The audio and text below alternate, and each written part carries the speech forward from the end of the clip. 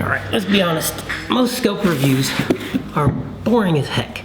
It's just a litany of technical specs and, I guess, opinion and theory on something you can't actually see as the audience. 4-16 by 44mm, 30mm main tube, front focal plane, VHR, FFP mill reticle, 0 stop, 50 BMG rated, fog-proof, waterproof, erectile dysfunction glass.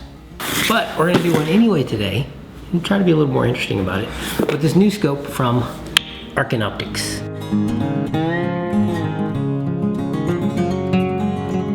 Now, the topic of this video is actually whether or not cheap scopes are worth it. Should you buy cheap optics or inexpensive optics or affordable optics? Are they actually worth it in the grand scheme of things? Or should you just save up your money and buy really expensive stuff? Ha ha! So let's just go for it and bring this thing out of the box. I'm not gonna do any crazy wild unboxing, fancy pants video. This is my first experience with the Arken Optics. I've never actually bought one of these before.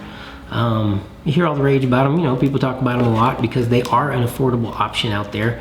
Much like Vortex was when they first began, they promised high quality optics with lifetime warranty for affordable prices. And that's what it was at the beginning, especially with Vortex. That's how they started too, more or less. They used to be really cheap back in the day, and then they incrementally raised their prices, and now they're doing really high-end, top-tier American-made stuff along with their affordable stuff, which is made in China, which this is also. So Arken Optics, this is my first foray into that. It's not the first time I've bought an inexpensive or affordable or cheap scope. I wouldn't call them cheap because they seem to be good quality. They seem to be, fair quality from what I can tell so far. I just pulled this out of the box and I'm looking at it here. That's the unboxing video. If you didn't, there's other stuff in here. Box. What do we come with? Well, we came with a scope, so that's cool. That part's a win, the scope's there. Sunshade, it looks like right there. That's cool too. There's some foam. We got some foam things. Book, manual, something. Oh, hey, battery for your, this is it's an illuminated reticle. I guess I didn't really realize that when I bought this thing. I just kind of picked the one I wanted and went for it. This is the EPL version, so let's be official real quick. This is the EPL version from Arken Optics. Extreme Precision Light Model. So it has a 30mm tube versus a 34mm tube. So that saves you a little bit of weight right there overall. You have less adjustment range for your turret adjustments and stuff like that, but there's really not that big a deal. These are pretty big turrets, pretty good size. They seem to have a lot of adjustment range in them, and I use 20 MOA bases on most of what I shoot anyway, so it doesn't matter. The EPL, this is the 4-16 power, so let's get the boring crap out of the way. 4-16 power, 44mm, yes, 44mm front thingy my job there, so that's cool. It's kind of a slimmer, lighter profile overall. Should keep the weight and size down overall. I went with the 4-16 power because it's kind of my preferred range. The 3-15, 4-16, I like them in that range. They're not too much, not too little. Just right. The 6-24 I may put on my 7 PRC. If this one turns out to work pretty well, I might actually get one of those, put on my 7 PRC just so I have a little bit more magnification for like ultra long range shooting and stuff like that. Overall, what do we got here? What else? We got illuminated reticle. We got side parallax adjustment from 10 down to all the way to infinity, so that's good. It's nice and close. Comparing this to something like my Burris, which is a 3-15, my Burris is closest parallax is 50 yards, which is a pain in the neck when you're shooting up close and stuff like that. It sucks. The 50-yard parallax, minimum is a pain in the neck. So the 10-yard minimum here is really nice. Nice big fat turrets. You have on the EPL version, you actually have a capped windage knob.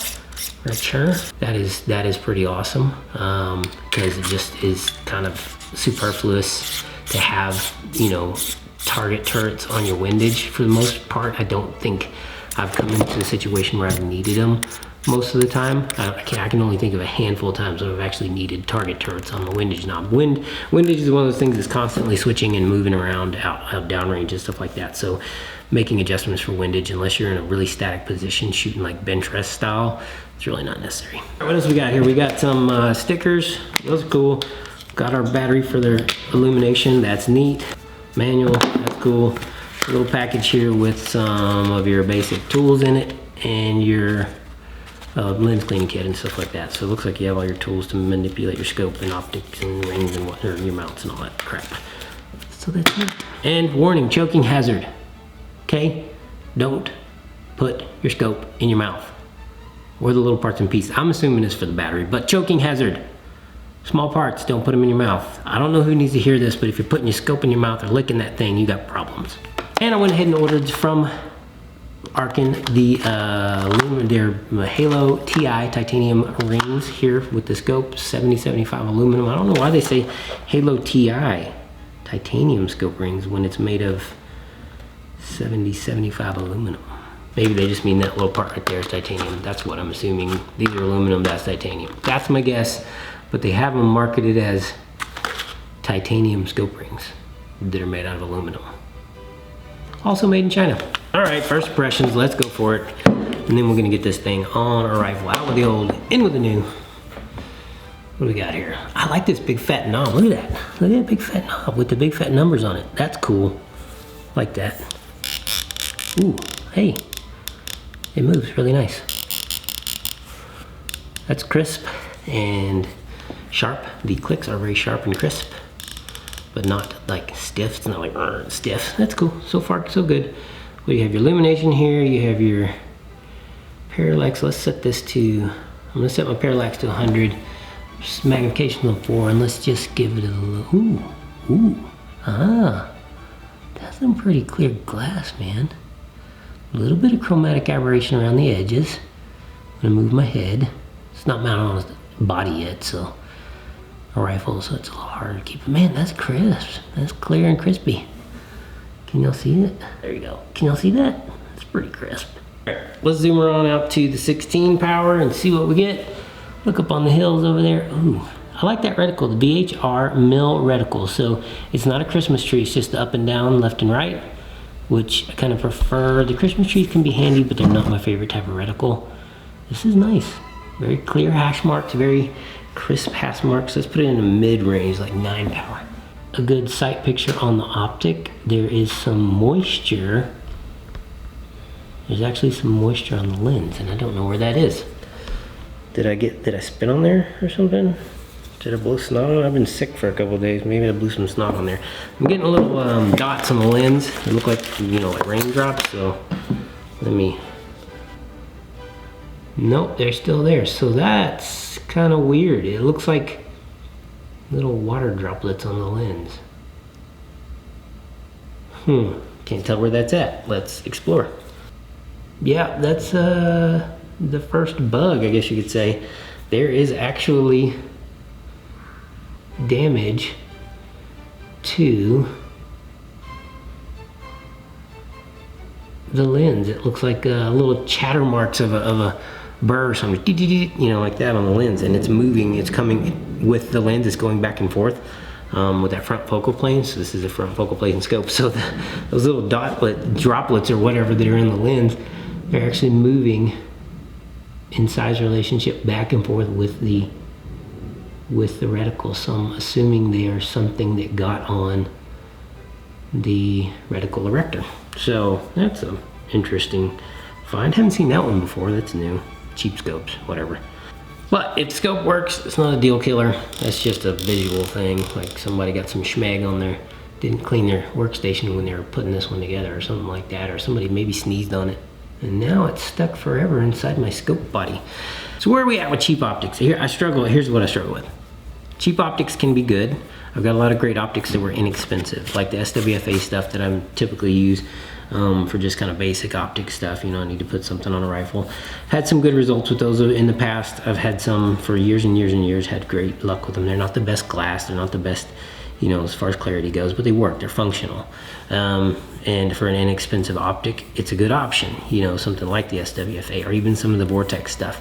I will say one of the more expensive optics I've had, the Vortex Viper PST line stuff, the one I currently have, I had to send it back twice, so I'm on my third optic from them to get a good optic out of the deal, and it's an over $1,000 optic. So that's kind of frustrating when you're spending good money on optics, like high-end money on optics, and you still have to send them back to the factory a couple times. Now that's a subset of one. It could be a fluke. I got the optic second hand, so I have no idea what was done to it before I got it. It was supposed to be new in box, was it? Who knows? So I sent it back twice, and I'm on my third optic, and now everything seems to be pretty cool and working out really well with it. But you know, that's a lot of fuss for a $1,000 optic, where I have some $300 optics from SWFA that I haven't had to send back ever at all. Only one I have, and it was their higher end one. Usually when you get into more complicated optic setups, like stuff with, you know, target style turrets and adjustability and variable powers and all those things, optics are the weak point in the firearm system. They really are. They're kind of finicky and, you know, fragile mechanical devices that are more prone to breakage than anything else. So whether it's the highest of high end you can get or an inexpensive entry level like this Arken Optics right here, you're going to have problems with some of them. That's just the nature of the beast. There are going to be ones that fail. They are going to fail at some point in their life cycle. You may have something really good and great that works for 10, 15 years, but you drop it once or you mess it up or something happens to it, the seals or something, and then you've got to replace it. You know what I mean? It breaks. It can happen. You can have a really great optic that breaks really quickly. It's really, you know, the technology in optics is not complicated. It is just detailed.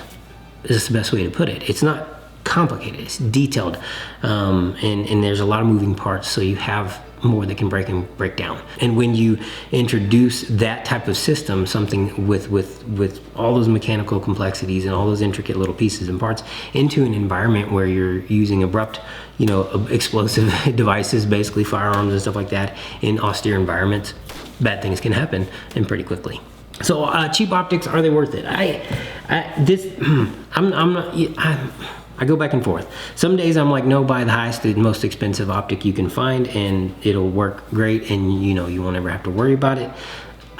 And some days I'm just, you know, I ain't spending money on that right now. You know, I could buy another rifle for that, or I could buy lots more ammo and practice a lot more with a less expensive optic. So I went with the Arken this time, less expensive for this next phase of projects I got going on. Actually, just to upgrade the optic on the rifle that I shoot the most, because I want a variable power on it, and I've been rocking a fixed 10 on it for a long time. Here's the other beautiful thing. Most optics companies offer lifetime warranties on their stuff. Burris, Vortex, Arken, I think Leupold does too as well. You know, Night Force, all the kind of big name brands or the known brands or the trusted brands, whether it's a high-end optic or their low-end entry-level stuff, they generally offer pretty good warranties on their stuff.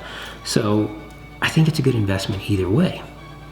A high-end optic is definitely a good investment because you're going to get better quality for glass, better, you know, manufacturing processes, more precise, maybe better QC, so your failure rate or your problems rate, like with the Collis and stuff like that, is going to be a lot less. You know, your Night Forces, they're going to have a lot less problems. They're going to be a little tougher.